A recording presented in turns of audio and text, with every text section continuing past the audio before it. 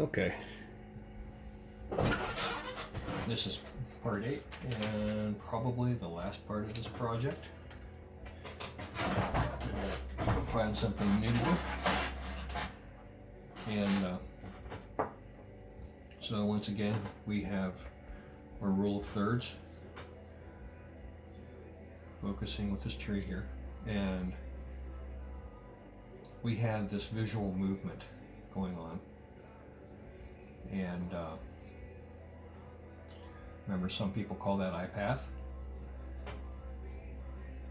You know, the terms aren't universal. People have different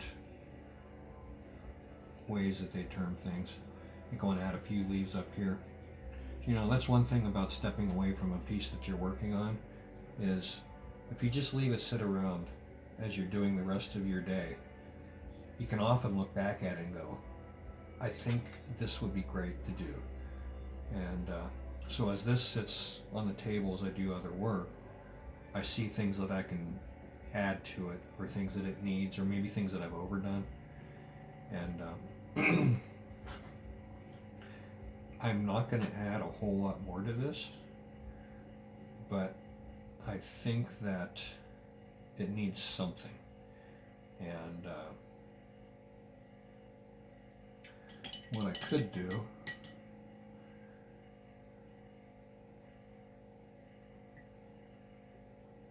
we'll see how this works. Now for you guys, if you're going to do anything like this, I would recommend sketching it first, like just with a little piece of, like with a pencil. But I think I would like to see maybe just a couple birds back here. And please avoid doing this. Okay? That just doesn't really get it. If you're going to do a bird, try to make it just a little more subtle. Okay? And you want to have like a little bit of kind of a mass for the body. Okay? That's a bad one.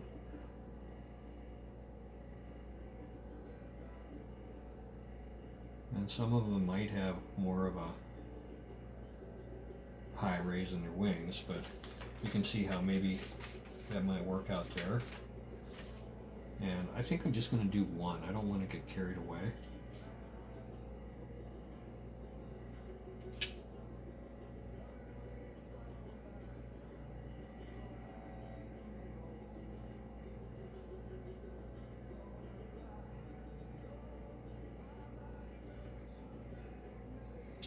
And so what's happening here is I absolutely don't like it. So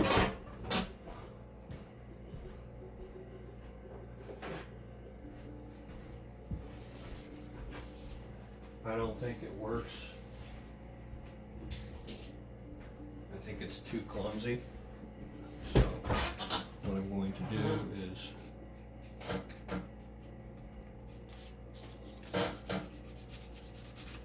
get rid of it. And I'm going to probably pull up a little bit of my sky, and now I have a little bit of a blotch there. So how do you fix that?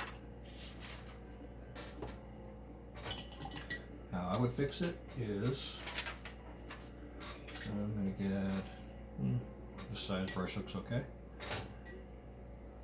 and I'm going to go back into my blues and grays that I used on my sky. Kind of test this one out a little bit. Okay, and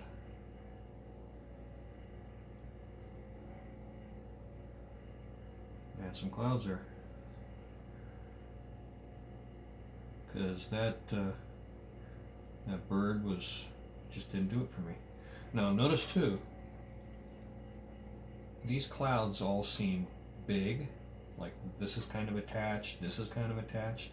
So by doing something like this down lower in the horizon, it looks more like it's in the distance. And I think what I'm going to do is I'll just maybe And I've seen a lot of different skies from you guys, like a lot of different skies. Some of you have like some heavy clouds clear down here, and that's okay.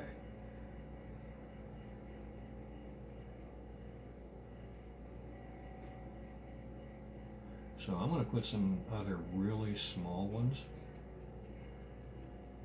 down here, and this will help give us a little bit better sense of depth.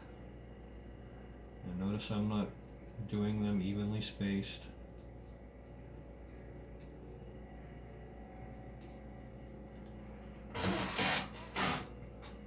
Okay, so I think just to finish this off, if you did a bird fine, if you didn't fine, I mean, like a lot of times I will take, let's try this again. A lot of times I will just do like a small bird.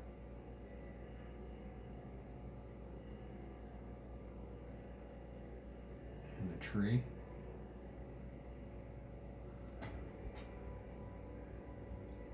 And really, that one just looks like a bad branch, but I'm just going to leave it. See, that's the thing you got to understand too. You're gonna like do things on your paper that are like, oh wow, yeah, that's not right. So what you have to do is you have to think about how to work your way through it and make it better. So I'm getting into some like kind of greenish grays, maybe. Let's try that. Actually, I like this gray here too. Now, it seems like there's a lot of color here, and there is, but even with the simple little 10 color trays, you can get so many colors just by glazing color over color, just by the transparencies, the overlapping. Look how many colors are here just from mixing the paint by, accidentally having all these colors on the tray. So even though you might not have a lot of colors in your tray, it's still a lot that you can do with it. So just to finish this off, I'm going to add some, with the finest brush that I have available. I have this one. This is a testimonial to how long a brush can last if you take care of it. Now it's missing a few bristles, but you can see it's been around for quite a long time. The tape that repaired the once broken shaft is yellow now, so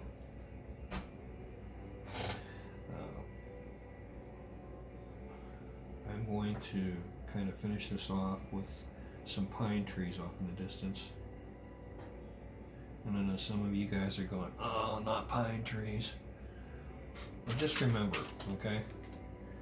Just remember, you don't do pine trees like this, right? And for the most part, in a painting like this, you don't even define the actual shape of them very much. They're just very simple, mostly vertical lines. Oops, I almost added something I didn't want there. And I'm going to lightly graze the paper. And then I'm just taking kind of diagonal motions across here. Diagonal, horizontal, just barely touching it. Remember, sometimes less is more. And so you don't want to get too carried away. But I think what this kind of helps do is it gives us more of a sense of a middle ground. We have our foreground, and we kind of have this as part of the foreground, maybe a smoother part. But now we have some kind of a middle ground, and this kind of gives us more of a sense of how much space is here. It's a tiny little paper, yet it's a huge big space.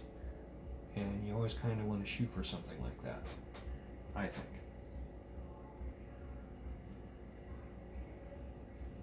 I think it's really cool when you can make small papers show big spaces. Now notice these lines, you can see this, these lines here are mostly vertical, and I got some diagonals and stuff, but I'm not trying to make the classic shape of a pine tree, because especially out in the wild like this, they grow however they want. They're not like a Christmas tree shape.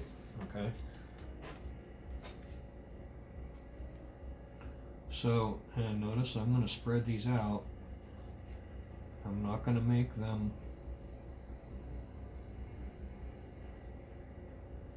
all in a cluster. There's no defined top or bottom, and these are even kind of mixed in with this brown down here, because none of them grow in a perfect flat surface. Most of them will have briars, they'll have bushes, all kinds of stuff around them, so they do have these things around them that obscure the actual shape of the base.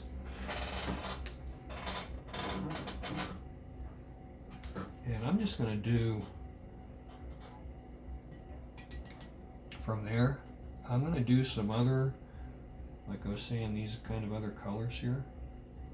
I'm going to take like a brown or gray, and I'm just going to dabble a little bit down through here to pull that area forward just a little bit.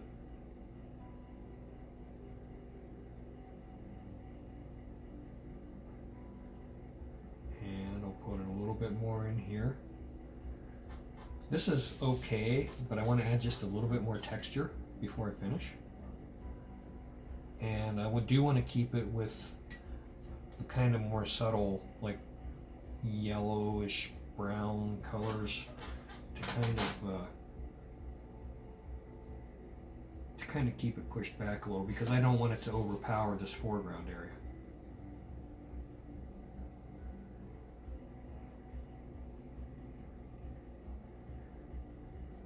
I think it's good practice to allow your brush to skip around a little bit. It doesn't need to touch the paper the whole time. You can actually miss, you know, I'd rather miss the paper a few times and get the light mark that I'm looking for, rather than get too carried away and too heavy. Okay, so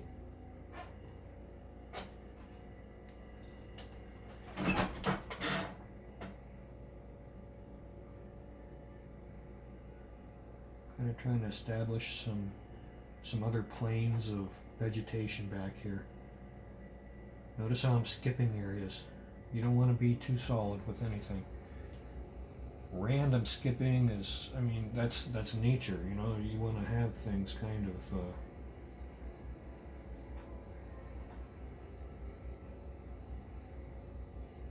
so you can see I'm changing this a little bit, but I'm keeping the color very close to the base color so it doesn't do too much. And what that's doing is it's pulling this area forward a little bit, because we know it's a little closer to us.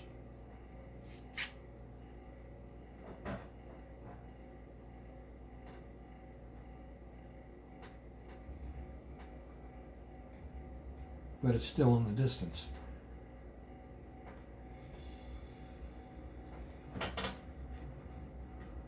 Okay, and I'm going to kind of leave this area alone because it's not as important as this area. Okay, it is part of the scene, yet it's kind of faded off. Like, we're focused here, so this part isn't quite as important. Okay, so I think to finish this, what I'm going to do is I'm going to take my finest brush, and I'm just going to come back into my foreground where I have some of these more bland blotches. I'm going to carefully just kind of try to add some more, just a little bit of, let's see here.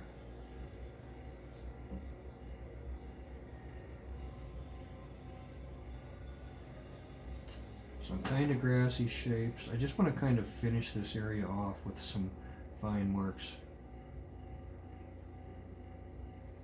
That's a little bright. I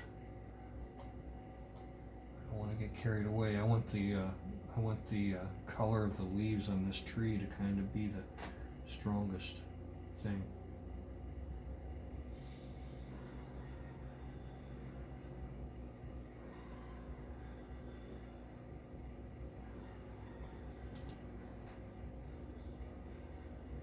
Add some more gold color here. I think that'll add to it.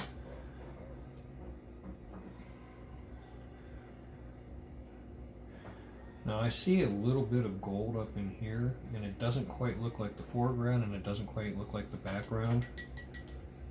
So I will just kind of come up in here just a little bit.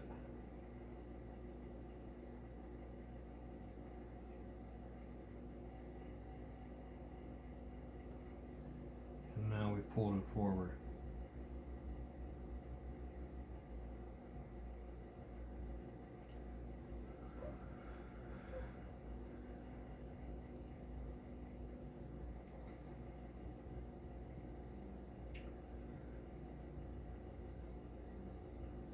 So I think just to finish off, I will add, like looking at this now, I'm going to water down one of these color ranges here, and in the front area, it's where it's a little closer. I'm going to add just a little bit more texture because I feel like it needs a little bit over here, especially when we're getting closer to our foreground. And this is almost dry brush, like right now. Like as my water runs out of my brush, I'm continuing. And I'm just going to add plain water.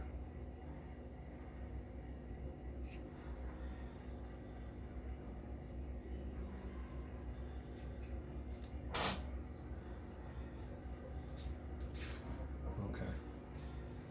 So I think that'll be it. And that's part 8. And I'm kind of excited to start another one.